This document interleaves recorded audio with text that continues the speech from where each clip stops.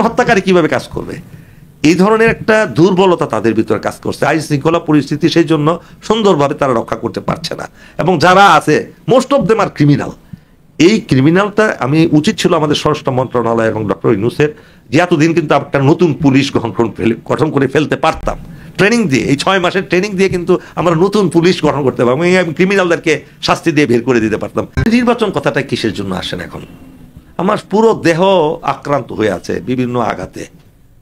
একটা দেহ আপনার আক্রান্ত আঘাতে আঘাতে, আমার পা ভাঙা, আমার হাত ভাঙা, আমার সারা শরীরে খোঁজপ্যাঁচড়া হয়ে গেছে, ব্যাধিতে আক্রান্ত। হ্যাঁ, আপনি এই সুস্থতা না আসা পর্যন্ত আপনি বিয়ে করবেন? আপনাকে কেউ বিয়ে দিবে?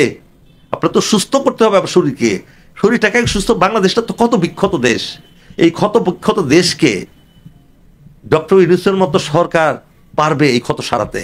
কারণ উনি লোভী লোক না, উনি জোর করে ক্ষমতায় বসান নাই, জনগণ তাকে বসাইছে, ছাত্র জনতা বসাইছে, আন্দোলনকারী যারা তারা তাকে ডেকে নিয়ে আসছে।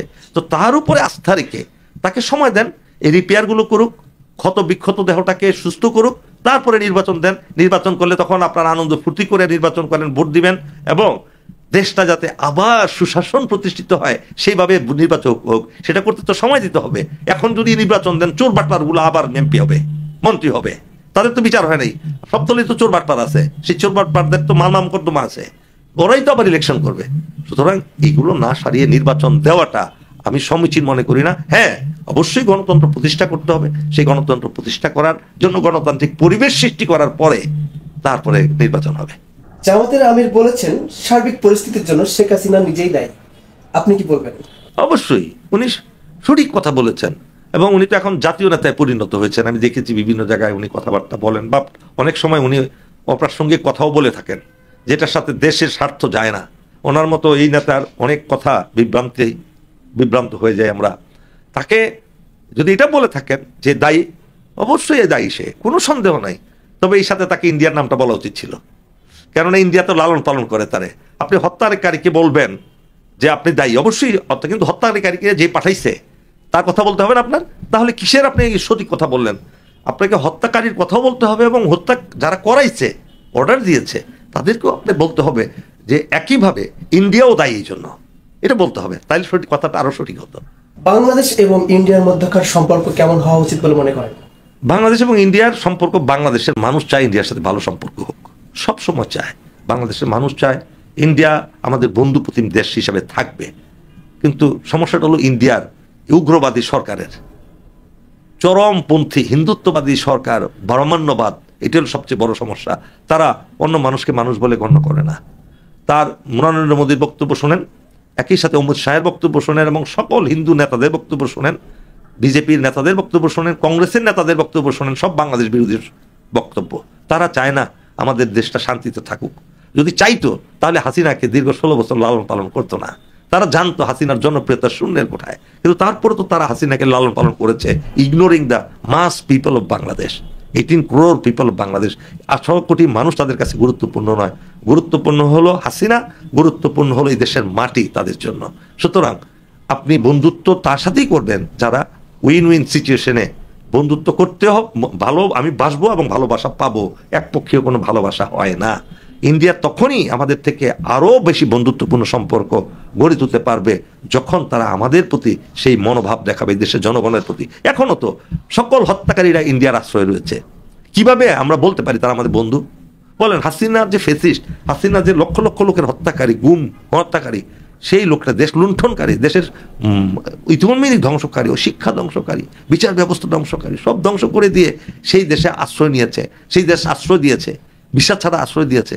এখানে কোনো তাদের অ্যারেস্ট করে না। আর বাংলাদেশের একটা বৈধ লোক যদি সেখানে যায়, তাকে আপনি অ্যারেস্ট করে ফেলান, তাহলে তাকে কিভাবে আপনি বন্ধু হিসেবে আশ্রয় দেবেন? আপনার ছেলেকে হত্যা করছে, ছেলেকে হত্যা করে হত্যাকারী আরেক আমার বাসায় আশ্রয় নিয়েছে, আমি কি আপনার বন্ধু হতে পারি? কখনো না। সুতরাং এইখানে ইন্ডিয়া বন্ধুত্ব আমরা চাই, বাট উইন উইন সিচুয়েশনে। শেখ হাসিনা সরকার পক্ষাত এবং পরোক্ষভাবে ইন্ডিয়া সাপোর্ট করে গিয়েছে, কিন্তু প্রশ্ন হচ্ছে ইন্ডিয়ান সরকার হওয়ার পরেও বর্ডারের ক্লিং, যেটা বর্ডার হত্যা, সেটা কেন থামে না? আসলে তো ইন্ডিয়া এই দেশকে দেশ মনে করে না, তারা তো কখনোই দেশকে স্বীকৃতি দেয় নাই মনে প্রাণে। যেটা দিচ্ছে এটা শুধু আনুষ্ঠানিকতা মাত্র। তারা তো তাদের সংবিধান, তাদের মূল মূল যে তাদের ইচ্ছা, তাদের যে লক্ষ্য উদ্দেশ্য, সেখানে কিন্তু তারা অখণ্ড ভারতে বিশ্বাসী। অখণ্ড ভারতে দেখেন তো তাদের পার্লামেন্ট ভবনে যে মুরাল টানিয়েছে, মুরালে কি বাংলাদেশ তাদের দেশের ভিতর ঢুকে দেয় নাই? পার্লামেন্ট কি একটা অফিসিয়াল জায়গা না?